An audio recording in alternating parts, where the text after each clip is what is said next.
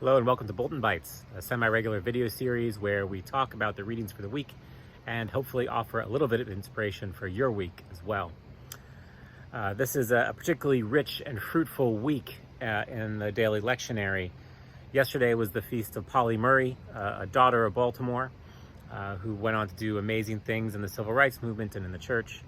And today is the birthday of Thurgood Marshall, another Episcopalian from Baltimore, who I think we all know did some pretty amazing things and was born just down the street from Memorial. But today actually is not the feast day of Thurgood Marshall, it's the feast day of Moses. Not that Moses, a different Moses. He's referred to as Moses the Black traditionally. He was an African slave in the 300s who escaped captivity and ran into the mountains and joined a band of marauding robbers.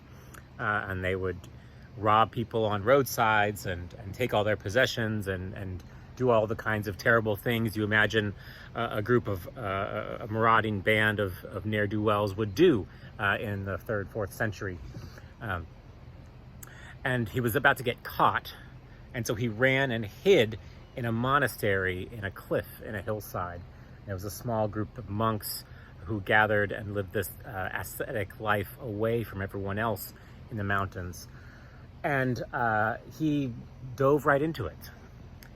They didn't cast him out. They didn't report him to the authorities. They didn't assume that he could not be redeemed, but they let him pray with them and sit with them and learn with them.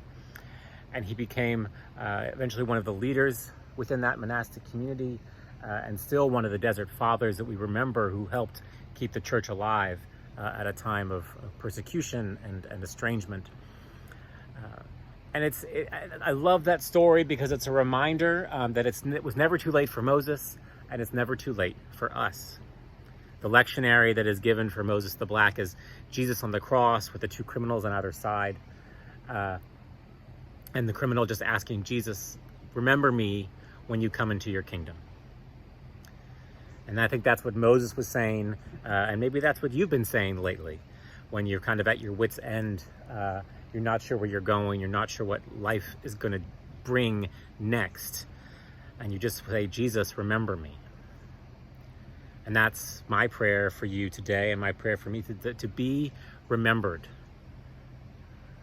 to be a part of that heavenly kingdom, to acknowledge that all the terrible things that I and you and we all have done in our past can be in the past if we choose so,